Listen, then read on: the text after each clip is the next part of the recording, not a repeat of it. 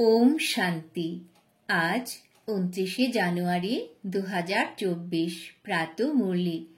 বাবা আজ বলেছেন, মিষ্টি বাচ্চারা, বাবা যেমন তোমাদের শৃঙ্গার করেন, তোমাদেরও সেই রকম ভাবে অন্যদের সুসজ্জিত করতে হবে।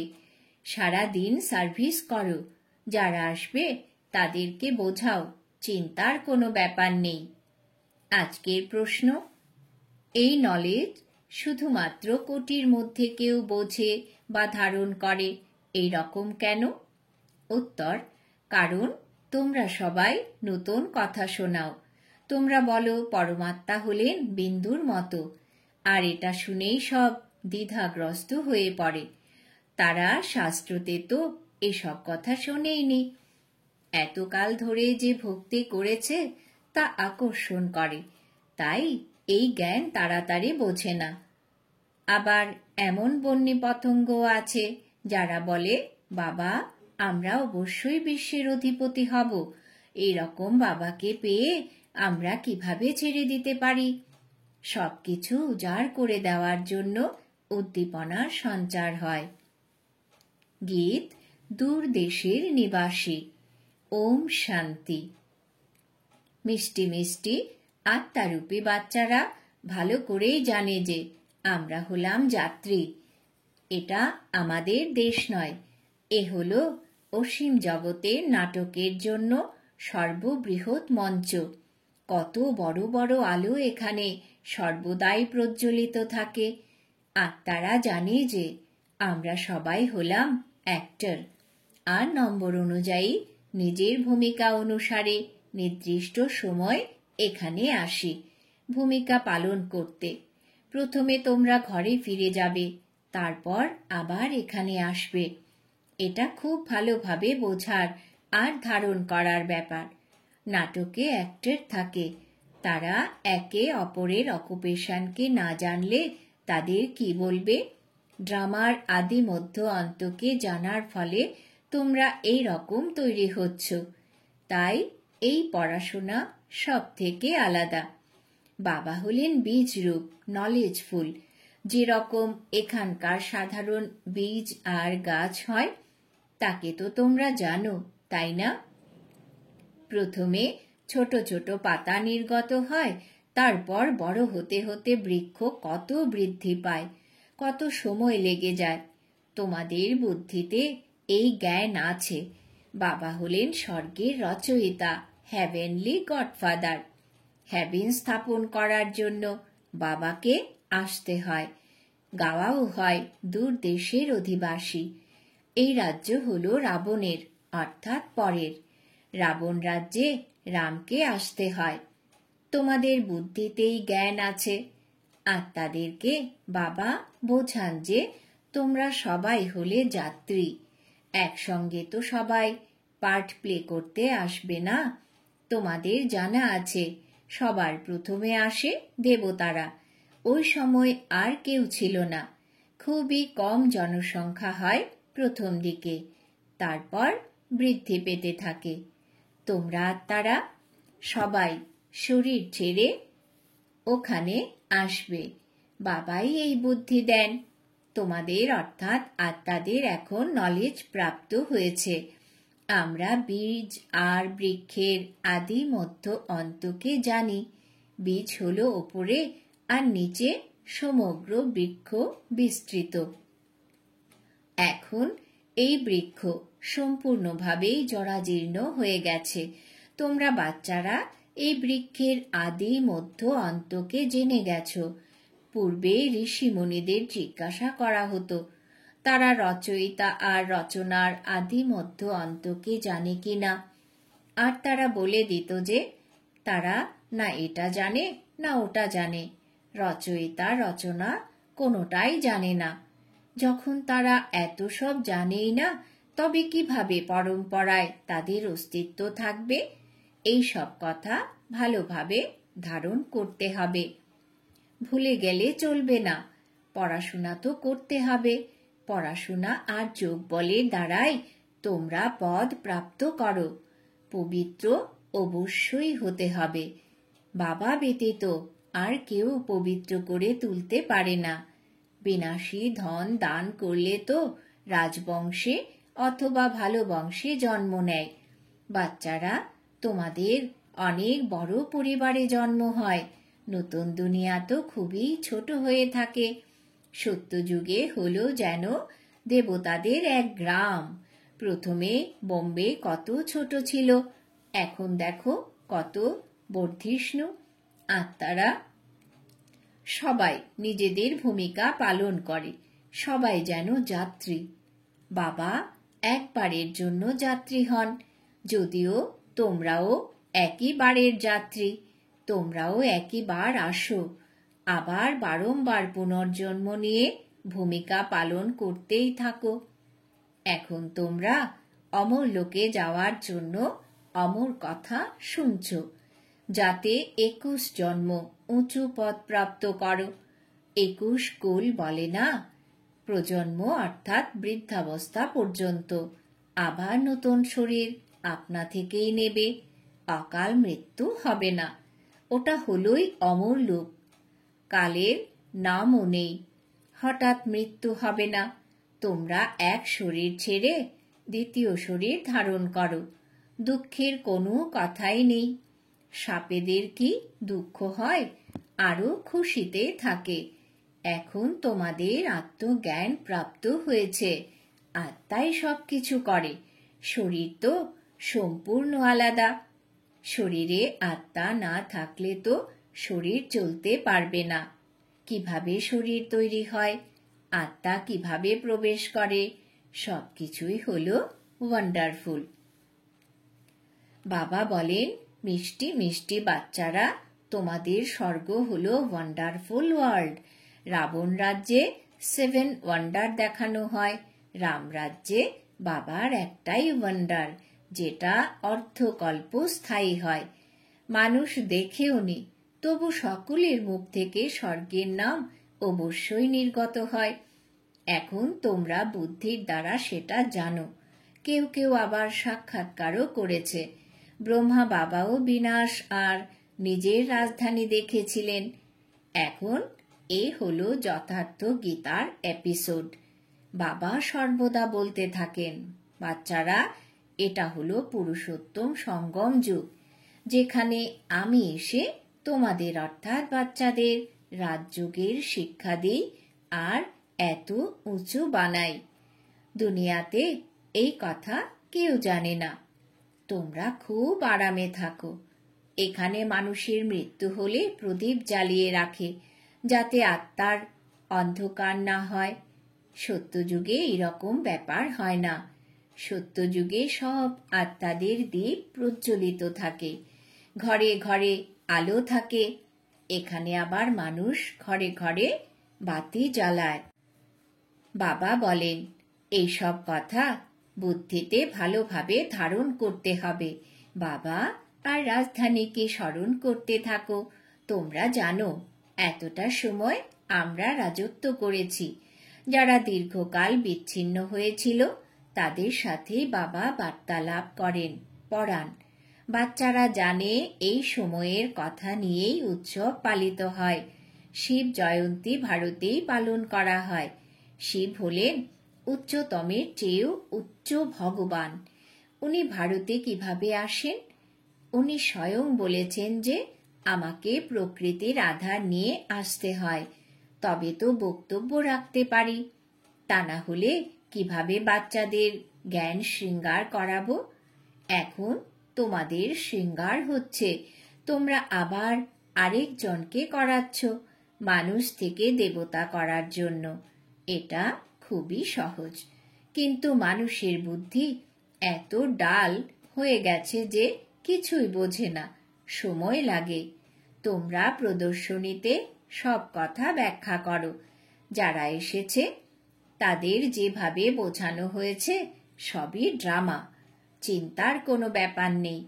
বাচ্চারা বলে, বাবা কত মাথা ঠুকি, বেরিয়ে আসে কোটির মধ্যে কেউ, সে তো হবে। তোমরা বলো পরমাত্মা হলেন বিন্দু। শাস্ত্রে এরকম কোনো কথাই নেই। মানুষ তাই বিভ্রান্ত হয়ে পড়ে। তোমরাও প্রথমে মানতে না। কারোর তো বুঝতে 2 বছরও লেগে যায়, চলে যায় আবার আসে। এত সহজে ভক্তি ছাড়তে পারে না, সেই দিকেই টানতে থাকে। এও ড্রামার পার্ট। তোমরা ব্রাহ্মণরা ছাড়া আর কেউ তা জানে না। বিশ্বরূপ অর্থাৎ বিরাট রূপ দর্শনের অর্থ বুঝেছ তোমরা। এই সব হলোই তোমাদের ডিগবাজি খেলা। তোমরা চক্রে ঘুরতে থাকো। একে বিরাট নাটক বলা হয়। এর জ্ঞানও তোমাদের আছে। লৌকিক কলেজে তো কত কিছুই পড়ানো হতে থাকে। সত্যযুগে এরকম হয় না। সায়েন্সেরও বৃদ্ধি হতে থাকে, ওতে বিনাশ হবে। যদিও এখন তোমরা বোঝাবে, কিন্তু বিরলই কাউকে পাবে যে বলবে এটা তো খুব ভালো কথা, এ তো রোজই বোঝা উচিত। যতই কাজ থাকুক তবুও তোমরা বলবে আমাদের তো বাবার থেকে অবিনাশী উত্তরাধিকার অবশ্যই নিতে হবে। এ তো অপরিসীম অগণিত উপার্জন। বাবা বলেন, বাচ্চারা, আমার বুদ্ধিতে সমগ্র বৃক্ষের নলেজ আছে, সেটা তোমরাও এখন বুঝছ। বাবা যা বোঝান সেটা খুবই অ্যাকুরেট। একটা সেকেন্ডও মেলে না দ্বিতীয় সেকেন্ডের সাথে। কত সূক্ষ্ম ব্যাপার এসব। তোমরা কত চক্র ঘুরেছ।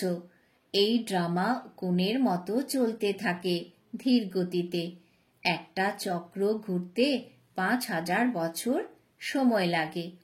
এতে সমস্ত খেলা চলতে থাকে। তোমাদের এটাও জানতে হবে। সেখানে গরুও ফার্স্ট ক্লাস হবে। তোমাদের যেমন পদ তেমন ফার্নিচার তেমন অট্টালিকা, অনেক আড়ম্বর থাকে। খুশিও আত্মারই হয়। আমাদের আত্মা তৃপ্ত হলো। তৃপ্ত পরমাত্মা তো বলা হয় না, বলা হবে তোমার আত্মা তৃপ্ত হলো। হ্যাঁ বাবা, তৃপ্ত হলো। এইসব খেলা তো চলে এসেছে। বাবা যা বোঝান সেটাও হলো ড্রামার খেলা। এখন বাবা তোমাদের রিজুবিনেট করেন। তোমাদের কায়া কল্পবৃক্ষ সম হয়ে যায়। নামই হলো অমর লোক। আত্মাও অমর, মৃত্যু গ্রাস করতে পারে না। বাবা তোমাদের অর্থাৎ আত্মাদের সাথে কথা বলেন। অকাল আত্মা যে এই ভ্রুকুটির সিংহাসনে বসে আছে তার সাথে কথা বলেন। আত্মা এই কান দ্বারা শোনে। আমাদের অর্থাৎ আত্মাদেরই বাবা পড়াতে আসেন। বাবার দৃষ্টি সর্বক্ষণ আত্মাদের ওপরে থাকে। তোমাদেরকেও বাবা বোঝান যে সর্বদা ভাই ভাইয়ের দৃষ্টি রাখো। আমার ভাইয়ের সাথে আমি কথা বলছি, সেক্ষেত্রে ক্রিমিনাল দৃষ্টি যেন না হয়। খুব ভালো করে এই অভ্যাসের দরকার। আমরা হলাম আত্মা। আমরা এত জন্ম নিয়ে ভূমিকা পালন করেছি। আমরা পূর্ণ আত্মা ছিলাম, আমরাই পবিত্র আত্মা হয়েছি। শোনাতেও খাদ পড়ে। যে আত্মারা পরে আসবে তাকে কি বলবে? তাদের মধ্যেও কিছু % শোনা হবে, যদিও পবিত্র হয়ে যায়, কিন্তু পাওয়ার তো কম, তাই না? 1টি বা 2টি জন্ম নিলে এতে কি হবে? বাবা যে মুরলি চালান সেটি হলো খাজানা। যতক্ষণ বাবা দেবেন ততক্ষণ তোমরা বাবাকে স্মরণ করতে থাকো। স্মরণের দ্বারাই তোমরা এভার হেলদি হও। সাইলেন্সে বসে থাকাতেও অনেক লাভ আছে। মনমনা ভবর অর্থ কেউ জানে না, বাবাই সব কথার অর্থ বোঝান। এখানে সব হলো অনর্থ। সবচেয়ে বড় অনর্থ হয় একে অপরের ওপরে কাম কাটারি চালালে, যার কারণে আদি মধ্য অন্ত দুঃখ পায়। সবচেয়ে ঘৃণ্য হিংসা এখানে। এই জন্য একে নরক বলা হয়। স্বর্গ আর নরকের অর্থও বোঝে না। ওখানে হলো নম্বর 1, নরক হলো নম্বর লাস্ট। তোমরা জানো যে আমরা হলাম এই বিশ্ব নাটকের অ্যাক্টার্স। তোমরা নীতি নীতি বলবে না, অর্থাৎ এটা জানি না ওটা জানি না এমন বলবে না। তোমরা শ্রীমতের দ্বারা কত সুন্দর চিত্র তৈরি করো, যা মানুষ দেখলেই খুশি হয়ে যায় আর সহজেই বুঝে যায়। এই চিত্র তৈরি করাও ড্রামাতে স্থির হয়ে আছে। শেষ পর্যন্ত তোমরা স্মরণ করতেই থাকবে। সৃষ্টিচক্র বুদ্ধিতে চলে আসবে। নতুন দুনিয়া কে তৈরি করে আর পুরনো দুনিয়া কে তৈরি করে, এসবই তোমরা জানো। সত রজ তমতে সবাইকেই আসতেই হয়। এখন হলো কলিযুগ। এটা কারোর জানা নেই যে বাবা এসে স্বর্গের মালিক করবেন। কারোরই বুদ্ধিতে আসে না। এখন তো তোমাদের সমগ্র সৃষ্টির আদি মধ্য অন্তের নলেজ আছে। রচয়িতা বাবা এনার মধ্যে বসে বোঝাচ্ছেন যে আমি হলাম তোমাদের অর্থাৎ আত্মাদের পিতা। অসীম জগতের টিচার আমি। এই সঙ্গম যুগ হল পুরুষোত্তম যুগ। সত্যযুগ বা কলিযুগকে পুরুষোত্তম বলা হবে না। সঙ্গমের মধ্যেই তোমরা পুরুষোত্তম হয়ে ওঠো, যখন বাবা এসে রাজযোগ শেখাতে থাকেন। দিনে দিনে বাচ্চারা তোমাদের বোঝানো খুব সহজ হবে। বৃক্ষের বৃদ্ধি হতেই থাকবে। বহ্নির ওপর অনেক পতঙ্গ আসতে থাকে সমর্পিত হতে। এরকম বাবাকে ছেড়ে যেতে চাইবে? বলবে, বাবা ব্যাস, আমরা তো আপনার কাছেই বসে থাকব। এই সব কিছু হলো আপনার। এমন বাবাকে আমরা কেন ছাড়ব? অনেকের মধ্যেই উদ্দীপনা আসে, বাবার থেকে বিশ্বের বাদশাহী প্রাপ্ত হয়, তো আমরা কেন ছেড়ে দিয়ে যাব? যেখানে আমরা স্বর্গে গিয়ে বসব, যেখানে কোনো কাল আসতে পারে না। কিন্তু বাবার শ্রীমত নিতে হবে। বাবা বলবেন এই রকম করতে নেই। উদ্যম তো আসবে, কিন্তু ড্রামাতে এই রকম নেই যে সবাই এখানে মধুবনে এসে বসে যাবে। বাচ্চাদের মধ্যে উদ্দীপনা জাগে, কারণ জানা আছে যে সবকিছু শেষ হয়ে যাবে। যার পার্ট আছে সে শুনতে থাকবে। বাবা বলেন, তোমরা LLB ICS পড়ে কি পাও? কাল শরীর ছেড়ে দিলে কি প্রাপ্ত হবে? কিছুই না। ওটা হলো বিনাশী বিদ্যা, আর এটা হলো অবিনাশী বিদ্যা। যে অবিনাশী বিদ্যা বাবা দেন, টাইম আর অল্পই আছে। তমপ্রধান থেকে শতপ্রধান তোমরা এই জন্মেই হয়ে ওঠো, আর সেটা স্মরণের দ্বারাই হবে। তাই দেহের সকল ধর্ম ছেড়ে মামেকম স্মরণ করো। শরীরের কোনো ভরসা নেই। পড়াশোনা করতে করতেই কারোর কারোর মৃত্যু হয়। তাই বাবার কাজ হলো বোঝানো, ওই পড়াতে কি উপার্জন আর এই পড়াতে কি উপার্জন, সে তো তোমরা জানোই। শিব বাবার ভান্ডার সর্বদা ভরপুর থাকে। এত সব বাচ্চারা প্রতিপালিত হয়, চিন্তা কিসের? না খেয়ে মরতে পারে না। লৌকিক বাবাও যখন দেখে বাচ্চা খেতে পাচ্ছে না, তখন নিজেও খায় না। বাচ্চাদের দুঃখ বাবা সহ্য করতে পারেন না। প্রথমে বাচ্চা, পরে বাবা। মা সবার পরে খায়। অবশিষ্ট যা কিছু শুকনো খাবার বেঁচে থাকে তাই খায়। আমাদের ভান্ডারও ও রকম। আচ্ছা, মিষ্টি মিষ্টি হারানিধি বাচ্চাদের প্রতি মাতা পিতা বাপ দাদার স্মরণের স্নেহ সুমন আর সুপ্রভাত। আত্মাদের পিতা তার আত্মারূপী বাচ্চাদেরকে জানাচ্ছেন নমস্কার। আমরা আত্মারূপী বাচ্চারা আমাদের মাতা পিতা বাপ দাদাকে জানাই স্মরণের স্নেহ সুমন, সুপ্রভাত, নমস্কার। ধারণার জন্য মুখ্য সার। 1 নম্বর, ভাই ভাইয়ের দৃষ্টি পাক্কা করতে হবে। আমি আত্মা, আত্মা ভাইয়ের সাথে কথা বলছি। এই অভ্যাস করে ক্রিমিনাল দৃষ্টিকে পরিবর্তন করতে হবে। 2 নম্বর, বাবা যখন জ্ঞানের খাজানা দেন, স্মরণে বসে বুদ্ধিরূপী ঝুলিতে সেই খাজানা ভরতে হবে।